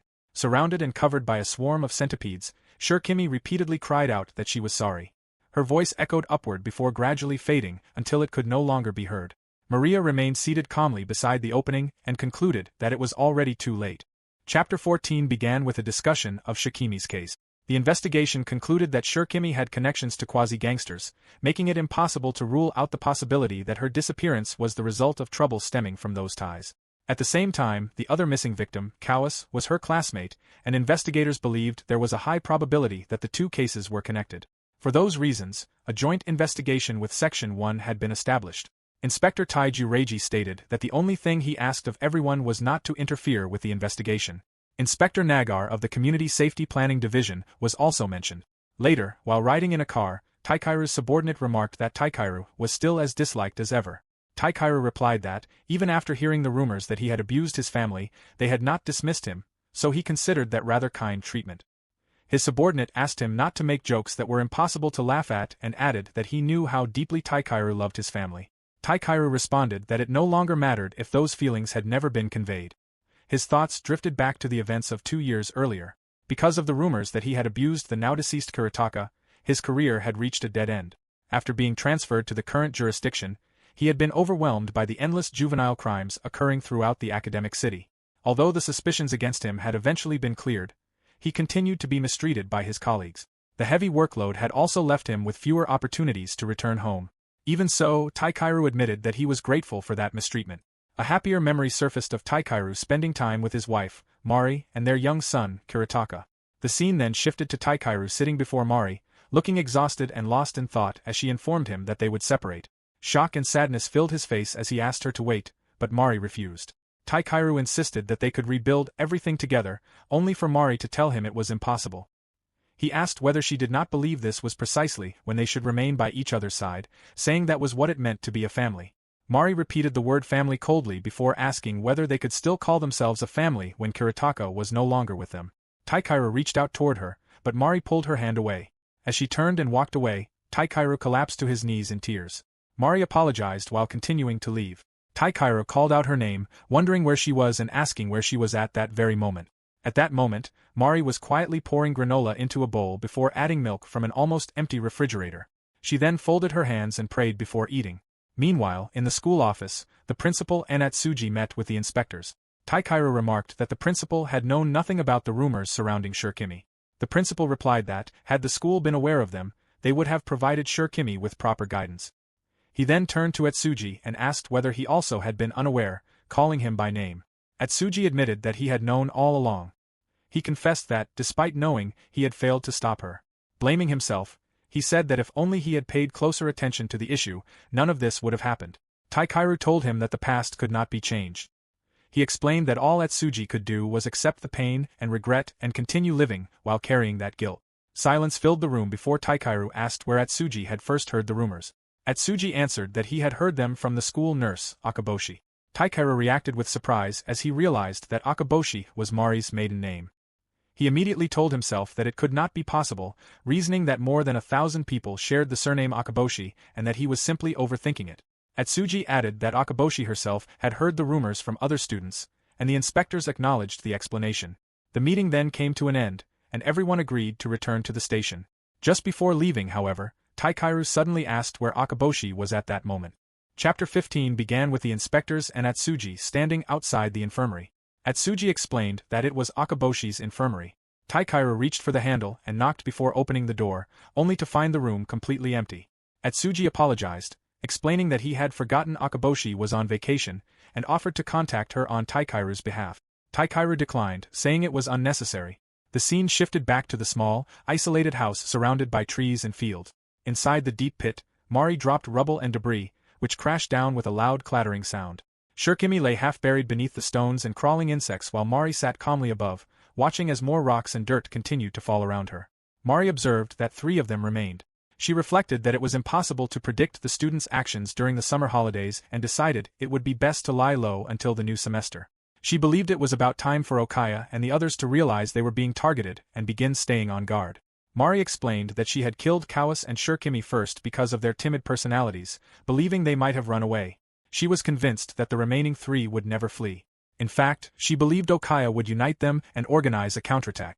She also expected the police to finally take decisive action by then. Confidently, Mari concluded that they were free to come after her if they could. Elsewhere, Kinugawa drove his foot down onto a bound man. Someone questioned him about Iijima, the quasi-gangster associated with Shurikimi. Kinugawa pressed down even harder, making the man cry out in pain. Irritated, Kinugawa remarked that the man was too noisy and questioned whether an adult could not answer simple questions properly. The man desperately insisted that he truly knew nothing, explaining that Iijima had always worked alone after leaving their gang. He added that Iijima recruited partners through dark recruitment websites whenever he needed assistance because he could easily hire fools willing to work for almost nothing without understanding the risks involved. The bound man cried out again as Kinugawa kicked him. Kinugawa remarked that Shurikimi had always been an idiot ever since kindergarten, recalling how she used to put thumbtacks into the shoes of girls she disliked only to be caught by the teacher. Even so, he admitted that, despite how foolish she was, she had still been his friend. Kinugawa then broke down in tears while the bound man continued groaning and struggling in pain. At that moment, Okaya appeared carrying ice cream and asked Kinugawa if he wanted some. Kinugawa stared at him in shock, tears still streaming down his face. He shoved the ice cream back toward Okaya and angrily demanded to know why he was acting so casually when their friend had been killed. Okaya calmly wondered whether they should simply kill the bound man in the heat of the moment. He remarked that he did not mind if it would make Kinugawa feel better, though doing so would most likely delay their real revenge. The bound man gasped. Okaya picked the ice cream back up. Kinugawa apologized, but Okaya told him not to worry about it. He handed the ice cream back to Kinugawa, who commented that it was cold. Okaya reminded him that they were friends, causing Kinugawa to smile. The two then walked outside, where Ajiki sat on a seesaw eating ice cream. Okaya advised them not to focus too much on the quasi-gangsters. He pointed out that Shurikimi had not known where Kawase had gone and doubted that Kawase had any connection to the gang.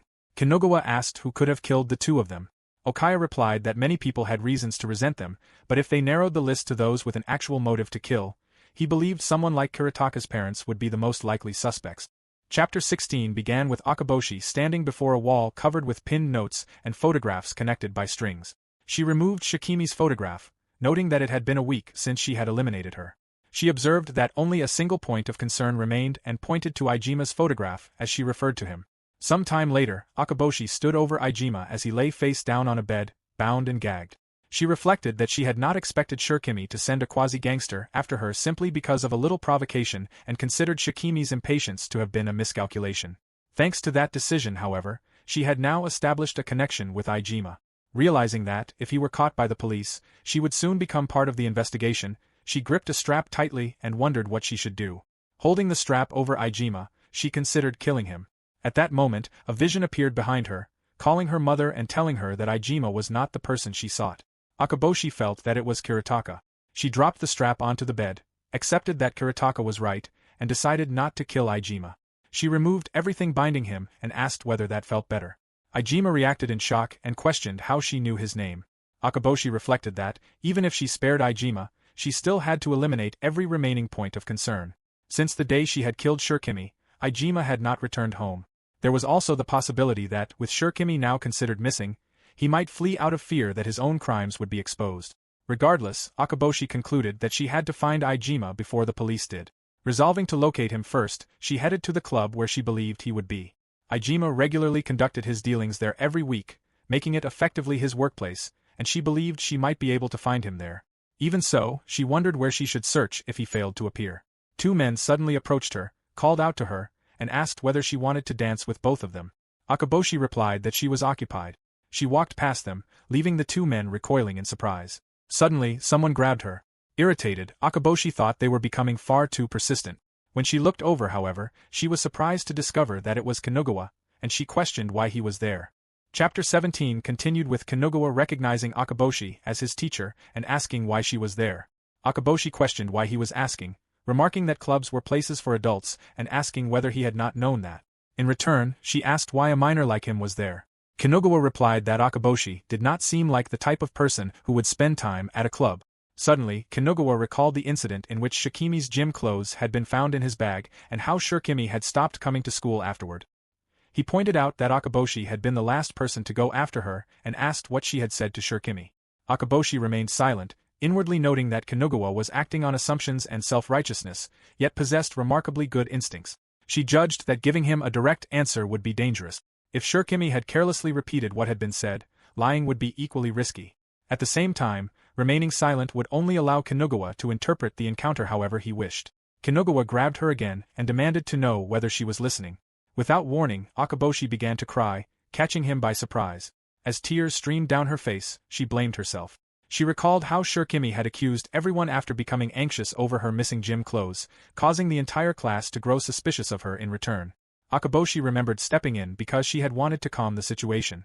She explained that if Shikimi continued throwing baseless accusations at her classmates, she herself would eventually be accused of things she had never done. That had been the lesson she wanted Shikimi to understand when she chased after her, and those were the words she had spoken. She had warned Shikimi that continuing down that path would only make her increasingly miserable and had asked whether she understood. Looking back, however, Akaboshi believed her words had been too harsh. She admitted that she had only wanted to help Shikimi but had ended up hurting her instead. Still crying, she stammered that if only she had chosen different words, Shikimi would not have disappeared. Kanogawa called out to her and apologized. He explained that he knew she had only been looking out for both him and Shikimi and insisted that making her cry had never been his intention. He admitted that he had simply wanted to know what she had said to Shikimi before her disappearance. Wiping away her tears, Akaboshi inwardly felt relieved, realizing that his suspicions had been based only on instinct. She quietly felt glad and apologized for crying. Then she realized it was now her turn to ask questions. She wondered why Kanogawa had brought up Shikimi in a place like this and asked whether he had any idea where she had gone. Kanogawa bluntly replied that it was none of her business. Akaboshi objected, insisting that it was her business because she was a teacher. She urged him to tell her if he truly knew anything, declaring that she wanted to find Shikimi as well and pointing out that even the police had failed to locate Kawase. She pleaded with him, asking to search for Shikimi together. Silence settled between them for a moment before Kanogawa looked to the side and quietly uttered Iijima's name. Akaboshi followed his gaze and noticed a figure nearby who resembled Iijima. Kanogawa immediately rushed toward the man and kicked him, sending him crashing to the floor. Grabbing him by the hair, Kanogawa looked closer and realized that the man was not Iijima. As the man began asking who Kanogawa was, Kanogawa cut him off by shouting and demanding to know why he had such a misleading hairstyle before slamming his face into the floor. Akaboshi grabbed Kanogawa and told him that violence was wrong. She reminded him that they were supposed to be searching for Shikimi and the others. Calling out to her through tears, Kanogawa declared that they had already been killed. He added that, because of that, the only thing left for him to do was kill the murderer.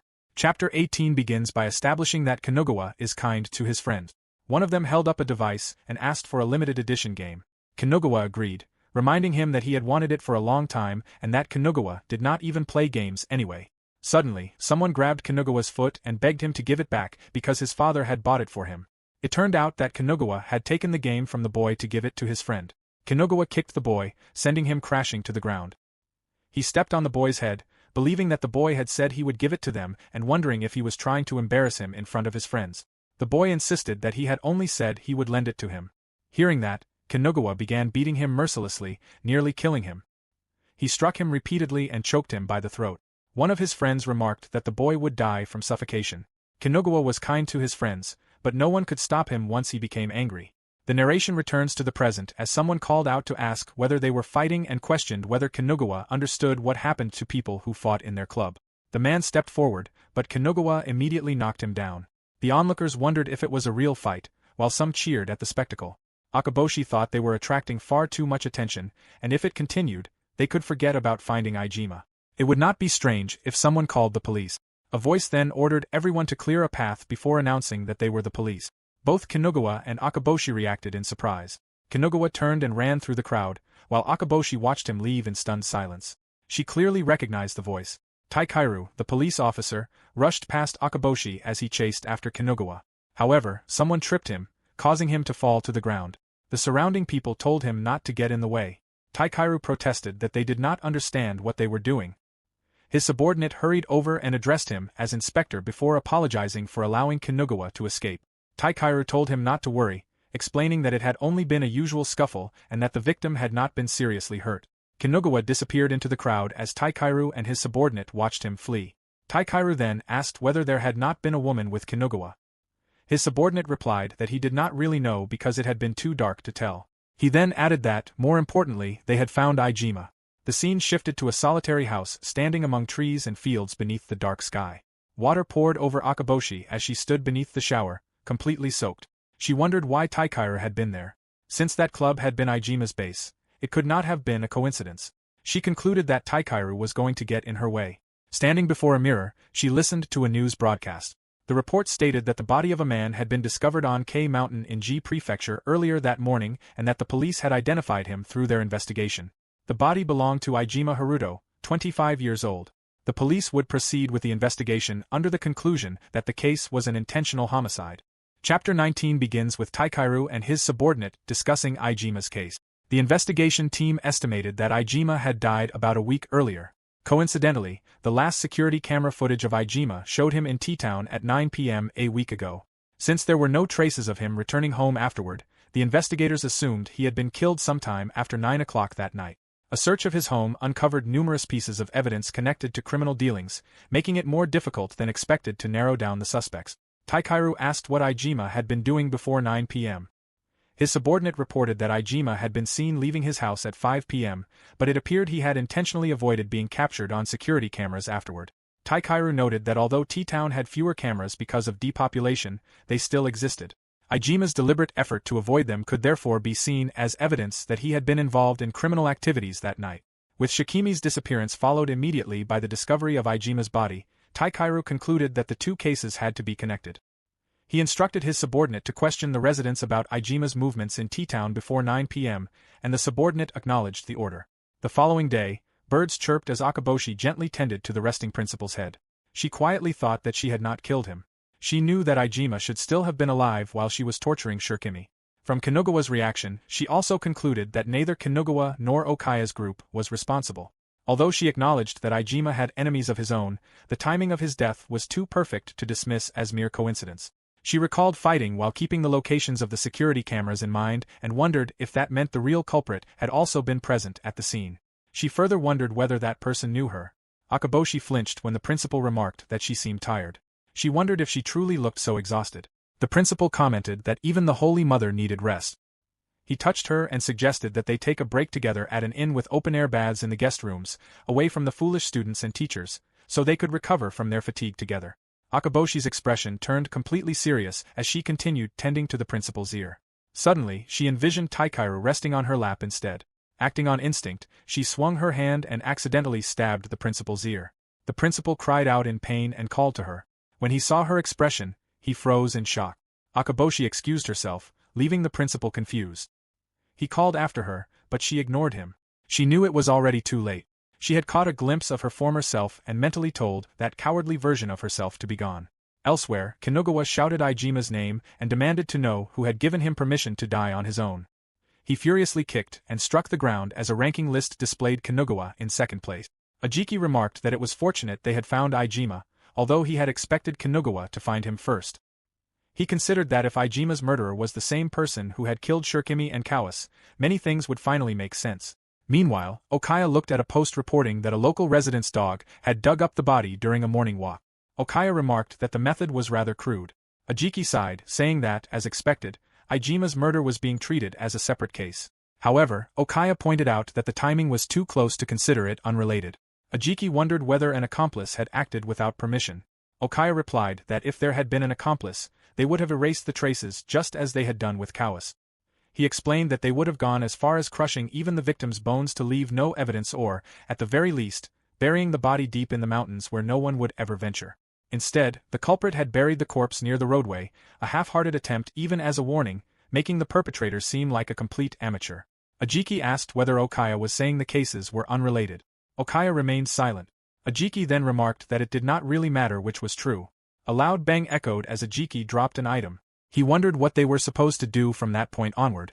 Okaya answered that it would be a serious problem if the culprit was someone who knew what they had done. Ajiki admitted that he could not begin to imagine what such a person would say if they were caught. Okaya then reasoned that if they themselves were the target, the culprit would likely want to avoid being caught by the police in the first place.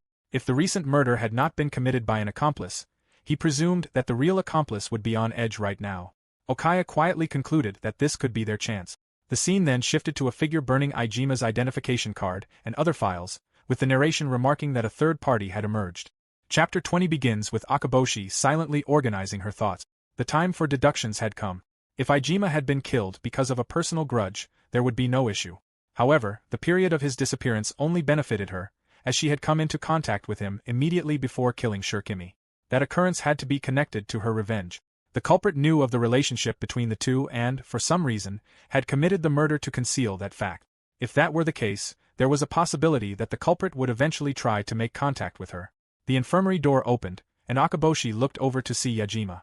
Yajima asked if she could have a little of her time. Akaboshi agreed but noticed that Yajima was sweating heavily and suggested that she take the day off. Yajima replied that she only had supplementary classes that day, so she could afford to rest for a while. She explained that there was something she wanted to tell Akaboshi and admitted that she had been hiding it for a long time. She revealed that she had been present when Kawase disappeared. Hearing this, Akaboshi anxiously wondered whether she had been seen and whether Yajima knew everything she had done. Yajima explained that she had been with Kawase at the time, so she had been terrified of becoming a suspect and had been unable to tell the police anything. She then began trying to explain what she meant by being a suspect. Akaboshi gently patted Yajima's head and reassured her that everything would remain a secret between the two of them. Yajima broke into tears, wondering why Akaboshi was being so kind. She asked whether Akaboshi had known all along and admitted that, although she had been threatened, she had been the one who shoplifted. Akaboshi replied that, even so, Yajima had already paid a heavy price for it. Yajima quietly agreed but confessed that she was still a terrible child. She revealed that she had been having horrible thoughts, wishing that Kawase would never be found. Akaboshi understood that such a result had been inevitable. Someone who became that kind of victim could easily become twisted, and even killing would no longer seem so far beyond reach. The question remained of what it truly meant to be a victim. The scene shifted to a bright day at an amusement facility. At a nearby shop, a staff member asked a customer whether he had a point card. The man ignored him because he was talking on the phone. The staff member attempted to explain that points could not be added after the transaction had been completed and asked whether that was acceptable. The man ignored him again, so the staff member proceeded with the purchase. After finishing his call, the man loudly complained that he had not received any points for the transaction. The staff member explained that he had already informed him of the procedure, but the man reacted in confusion before accusing him of trying to start a fight. The staff member trembled as he held a box cutter. He imagined slashing the man's throat after being insulted, but restrained himself. Instead, he bowed and apologized for the inconvenience. The man remarked that he should have done that from the beginning before insulting him again as he walked away. The staff member kept his head lowered, concealing his irritation. Another customer then approached and said she had a question for him. Without raising his head, the staff member asked what the matter was. The customer mentioned the Ijima Haruto incident. The staff member trembled. The customer was revealed to be Akaboshi, who identified the staff member as Yuda Akihiro, a former student of St. Spring Middle School, second-year Class A. Yuda Akihiro was Kuritaka's former classmate, whom Kuritaka had once saved before he was targeted by Okaya's group. Chapter 21 begins with Akaboshi and Yuda sitting inside a car. Yuda asked how Akaboshi had known it was him. Akaboshi explained that the only person who stood to benefit from Ijima's murder was herself, and the only reason someone would help her was because that person was also a victim. Following that line of reasoning, she remembered that one student had stopped coming to school and noted that Yuda had been mentioned several times in Kuritaka's diary. That was where she began investigating him. She added that although Yuda was supposed to have dropped out, she spotted him wearing the school uniform and tracked his movements through the school's security cameras. Akaboshi explained that it would have been suspicious if he had been dressed in ordinary clothes, but wearing the uniform had instead confirmed her theory. Yuda remarked that Akaboshi was as amazing as expected. Akaboshi then asked why he had done all of this. Yuda smiled and admitted that he had always been running away. Yuda recalled the time Kuretaka visited him. Kuretaka brought him the day's homework.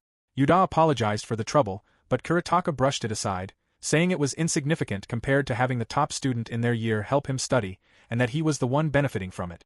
He then suggested they begin working on the assignment. Yuda noticed the bruises on Kuretaka's body and urged him to run away as well. Kuretaka refused. He explained that he wanted to become a detective who could arrest people like them, and because of that, he would never run away. Yuda understood. Kuretaka then changed the subject, saying they should forget about that because he was more concerned about the test the following week. Yuda reflected that he had run away, leaving Kuretaka behind as the sacrifice. A portrait of Kuretaka stood surrounded by flowers, revealing that he had died. People gathered beneath umbrellas as snow fell, while Yuda stood alone without one. Those attending quietly murmured that Kuretaka had been run over by a truck after jumping to his death. Others remarked that the condition of his body must have been terrible, while someone questioned whether the rumors of abuse were true. A person carrying an umbrella then approached Yuda and warned that he would catch a cold. Yuda froze the moment he recognized the voice. It was Okaya. Okaya asked him why he thought Kuretaka had died. Yuda collapsed to his knees, struggling to breathe. He realized that he still could not run away from the devil. Back at home, Yuda locked himself inside his room. He coughed repeatedly, thinking that he could not escape this life. He had received a notice of withdrawal, yet he still searched for a way to flee. When he believed he had finally escaped, he realized something else instead. He shivered as he saw Okaya living comfortably. Okaya's friends admired the enormous size of his house. Shikomi expressed her desire to become Okaya's housewife. Kinugawa joked that she would only trash the house instead, while Kawase asked Okaya whether there were any souvenirs he wanted this time. A bitter thought filled Yuda's mind as he questioned how they could continue living so happily. He began practicing. He practiced doing what he wanted on a frog. He decided that Kawase would be the first. He resolved to crush Kawase's eyes, slit his throat, rob him of the ability to scream, slice open his stomach, pull out his intestines, and force them into his mouth. Yet whenever he tried, the faces of the group who had bullied and tortured both him and Kuretaka appeared before him. Trembling and gasping for breath, he sat beside a fence while watching someone through the gate. Tears streamed down his face. Then a ray of light pierced the darkness as a woman stood before the bright glow of a car's headlights. He remembered that it was the moment Akaboshi had appeared before him. Chapter 22 reveals that Yuda is aware of everything Akaboshi has done. In his eyes, her presence was that of a god. He had followed her on his motorcycle to the place where she finished Kawase. Believing it was only natural, he wanted to see her again. He followed her to her home and discovered her plans. At that moment, he realized that his fate had changed into destiny. From that day onward, Yuda resolved to walk the same path as Akaboshi. However, no matter how much he wanted to help her, she handled everything on her own. That changed when he began watching Iijima. He wondered whether Akaboshi intended to kill him, knowing that Iijima was connected to Shikimi. Seeing Iijima smoking without a care, Yuda questioned why he was still allowed to live. Gritting his teeth, he decided that this was the mission that had been bestowed upon him. He followed Iijima and planned to strike him on the head with a hammer. However, just as Yuda swung, Iijima noticed that his shoelaces were untied and knelt down, causing the attack to miss. Yuda let out a sound of surprise, drawing Iijima's attention. Iijima panicked upon seeing him, while Yuda hesitated in confusion. Gathering his courage, Yuda attacked again. Iijima defended himself and wondered who his attacker was. In the struggle, Iijima took a misstep and fell down the stairs. Yuda smiled as he looked down at Iijima lying on the ground. The scene returned to the car, where Yuda recounted everything he had done to Iijima. He explained that he had hurried to load Iijima into the car, even complaining that he was unexpectedly heavy. That was how he killed him. He then looked at Akaboshi with a smile and asked her to use him however she wished in carrying out her revenge, believing that serving her in that way would be his redemption for Kuretaka. Chapter 23 continues with Akaboshi and Yuda inside the car. After their conversation, Akaboshi showed Yuda her phone and let him hear that she had recorded everything he had said. She informed him that she had recorded his confession and that strands of his hair had fallen onto the seat, making it easy to frame him as the main culprit behind all the crimes committed up to that point. She opened the car door and told Yuda to get out. Yuda suggested that they work together and questioned whether Iijima was not a problem for her. Akaboshi ignored him and asked whether he had not heard what she had just said. Yuda stepped out of the car and remained standing there as Akaboshi drove away. As she left, Akaboshi reflected that someone had found out. She thought that if only she had killed Iijima on the spot, she might have prevented the life Kiritaka had saved from becoming like this. Looking into the rearview mirror, she saw Yuda grinning. The sight left Akaboshi stunned. Elsewhere, inside the Nagari apartment, Kinugawa moved through the rooms.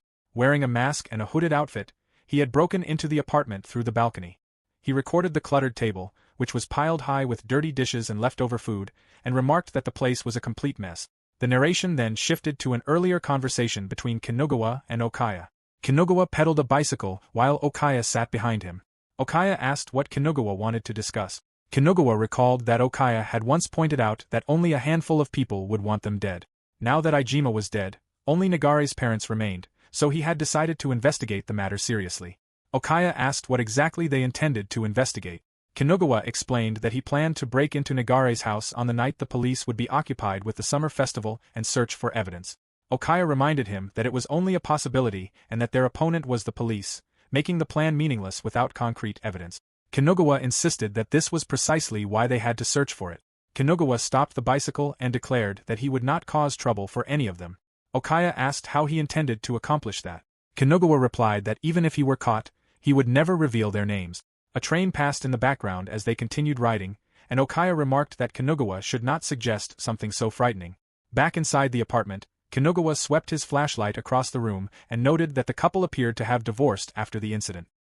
He thought that all that remained was to find evidence proving the father was the culprit, but his thoughts trailed off as he considered what would come afterward. Meanwhile, Yuda took a photograph of Kinugawa's shadowed figure with his phone.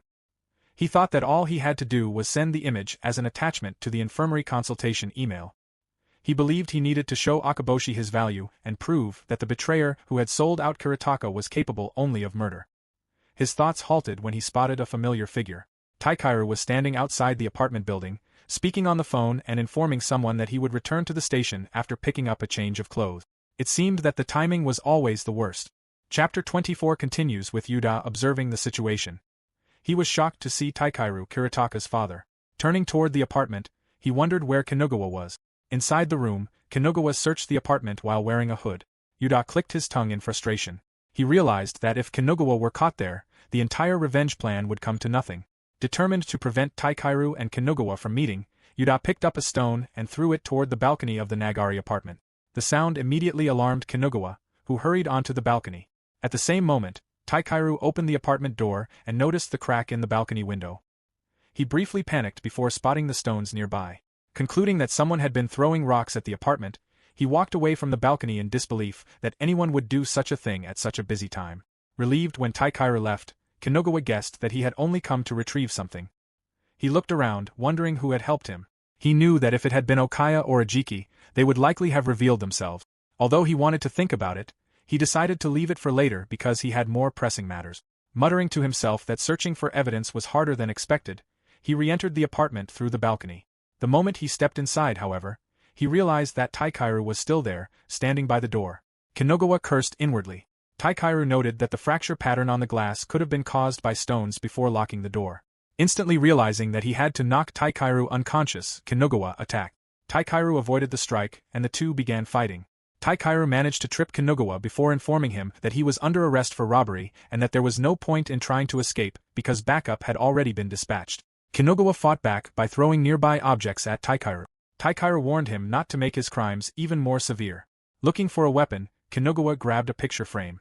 As he noticed Taikeru's reaction, he looked at the photograph inside and realized it was a picture of his family. Understanding that he had found Taikeru's weakness, Kinugawa deliberately smashed the frame.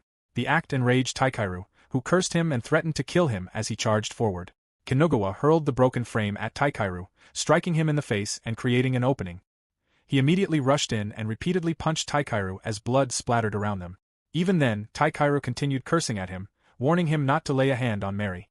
Chapter 25 continues with the fight between Taikeru and Kinugawa. Taikeru drove his head into Kinugawa with a headbutt.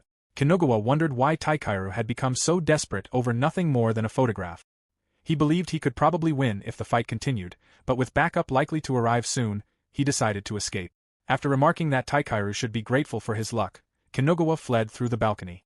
Taikeru shouted after him, refusing to let him think he could get away. Kinugawa clicked his tongue in frustration as he hurried away. Stumbling forward, he rolled across the nearby ground before getting back to his feet. Just then, he heard a sound behind him. Turning around, he spotted Yuda, and the two exchanged glances for a brief moment. Yuda immediately broke into a run, and Kanogawa gave chase. Yuda ran in a panic, wondering what he should do and whether he should flee to the police station. He quickly abandoned the idea, remembering what he had done to Iijima. Cursing himself for going out of his way to bury Iijima, he thought that since Iijima had died from falling down the stairs, he should have left the body where it was so the death would have been treated as an accident. Confused when he realized Kanogawa was no longer behind him, Yuda told himself that he needed to leave the area immediately. He stopped at a nearby vending machine and bought a drink, muttering that he should take a break. As Yuda drank from the bottle, Kanogawa suddenly appeared behind him. Kanogawa stated that he needed to ask Yuda something and suggested they continue the conversation in a nearby back alley.